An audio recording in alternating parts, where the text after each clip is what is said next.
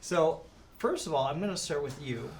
You know, you've had a pretty good past few years with the Marvel Universe. It's been all right, yeah. It's been all right. What was it about this role and taking on this kind of story? You know, this is a departure from those Marvel movies, and it takes me back to just movies that I grew up loving, movies that I, you know, that have the actors that I love have done movies like this, and you know, to have the opportunity to do one and for it to have its own sort of like take on how it should be done. You know, it felt good to found it. It was sort of a diamond in the rough, and to sort of shape it into what I wanted it to be. And you know, those movies always have, you know, great casts. And I felt like there was an opportunity to sort of like put one together, and we have one with this movie. You know.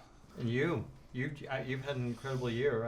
American Woman, one of the best performances of the year, by the way. I still have to say that. Thanks. See it. What about this? Why this character for you? You know, it was unlike anything I'd ever done, and I think that's what I look for when I'm reading a script. Is like, have I done this before? I never want to repeat myself.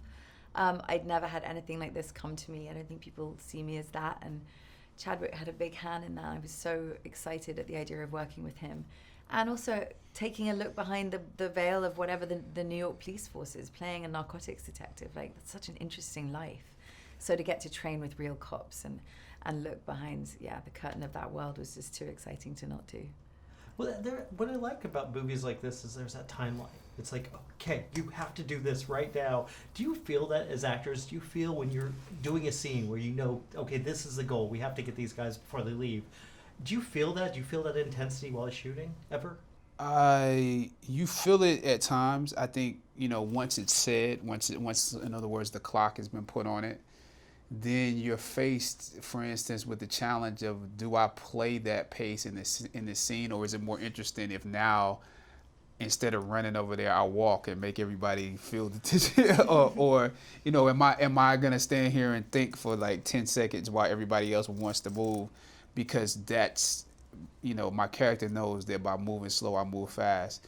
You know, it gives you an opportunity to sort of play against that pace and against the tension. So you feel it, and you also get to play against it. Now, with you, I want to talk a little bit about the accent. Mm-hmm. How much time did you spend that? I loved hearing that, by the way. It was fun. How much time did you kind of, not just the accent, but finding that the relationship with the daughter that we never see? Right. It was all like, it all came together really quickly, and I'd been on something else, so I didn't have as much time as I'd normally have liked. Mm-hmm. But I have an amazing dialect coach who has like a library of all different voices. I found people from the region that sounded like I wanted to sound, and I listened to that and just did my best. And then we had an amazing woman on set who could keep it in check. The relationship with my daughter, I met her that day. We had one scene. She was amazing. She was a very sick little girl, and she was such a great actress. And Brian cast somebody who actually had that condition. It was pretty moving to be around. Yeah. What is going on here? I just need the truth, that's all. They told me you were fearless. The guy who kills cop killers. Sees his dad in every cop who dies.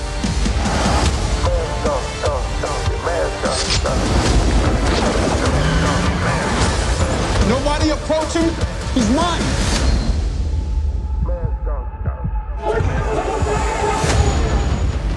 Police, out of the way. Move. They're not gonna escape the silence. You're the only cop tonight who speaks first and shoots second. I will find out why the night happened. Represent, yeah, gotta represent. Hey.